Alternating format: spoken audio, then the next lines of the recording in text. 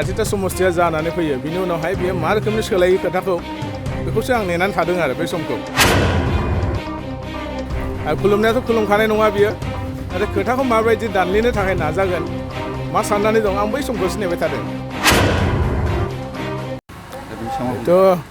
गावनि खोथा जेब्लानाखि सासेथा समस्थिया जानानै फैयो बिनि उनावहाय बियो मा रोखोमनि सोलायो खोथाखौ बेखौसो आं नेनानै थादों आरो बे समखौ खुलुमनायाथ' खुलुमखानाय नङा बियो आरो खोथाखौ माबायदि दानलिनो थाखाय नाजागोन मा साननानै दं आं बै समखौसो नेबाय थादों समस्याथ' सासेथा जाहैगोन बेनि माबायाथ' जाबाय थादों आरो बेफोरखौ एथ' माने बुंलायनांगौ गोनांथि दं होननानैबो आं सानाखै आरो थ' गावनि खोथा जेब्लानाखि सासेथा समस्थिया जानानै फैयो बिनि उनावहाय बियो मा रोखोमनि सोलायो खोथाखौ बेखौसो आं नेनानै थादों आरो बे समखौ खुलुमनायाथ' खुलुमखानाय नङा बियो आरो खोथाखौ माबायदि दानलिनो थाखाय नाजागोन मा साननानै दं आं बै समखौसो नेबाय थादों समस्याथ' सासेथा जाहैगोन बेनि माबायाथ' जाबाय थादों आरो बेफोरखौ एथ' माने बुंलायनांगौ गोनांथि दं होननानैबो आं सानाखै आरो सना रुफा आरो हिरानि जुवेलारि गाननो मोजां मोनग्रा सुबुंफोरनि थाखाय गोजोनथाव खौरां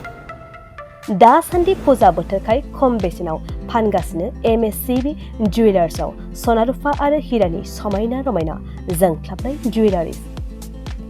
MSCB जुवेलार्सआव मोननो हागोन राजकोट जुवेलारि कास्टिं जुवेलारि कलकाता जुवेलारि मेसिनजों बानायनाय जुवेलारि आरो आखाइजों बानायनाय जुवेलारि